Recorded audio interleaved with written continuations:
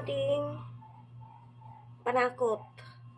Ano sa panakot sa Tagalog ba? Lamas. Di sad no. Bisaya sad na. So, basta mo na ni tanan. So, ambot og sakto ba na or enough na ba na siya no? Basta ay maluto. Og natay. Picture. Ay, hindi picture ito eh. Repolyo. Repolyo. Garbage in English. Repolyo in Tagalog. Bisaya, repolyo ra gihapon, no? Tama. So, bigla ako nagka-flower dito sa aking hair. Oh, cute. So, magluluto na tayo ng, ano tawag nito?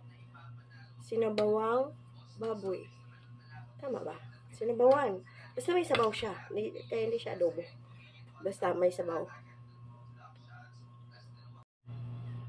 So, papakuluan na natin yung ating baboy. Ayan. Pork. Para lumambot na siya, diba? Palambutin muna natin siya. Mapakuluan natin itong mga 3 hours. Ganun. Para sobrang lambot niya.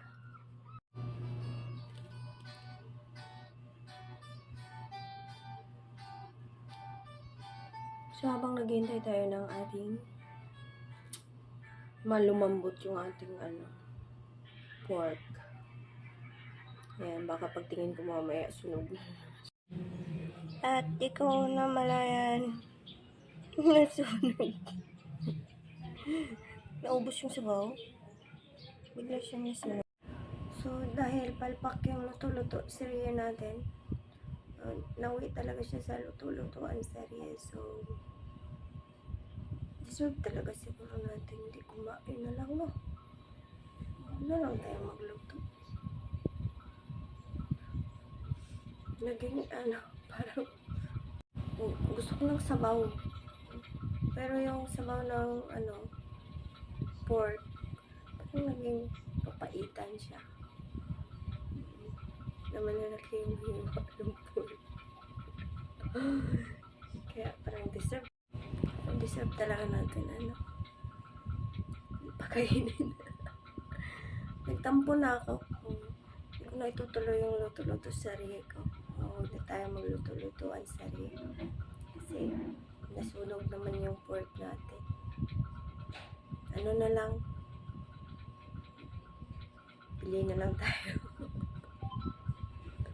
Nagtampo na talaga ako. Kaya ako na magluto. Yung panay utos sa akin ng magluto. Bakit kaya sila sana magluto, no?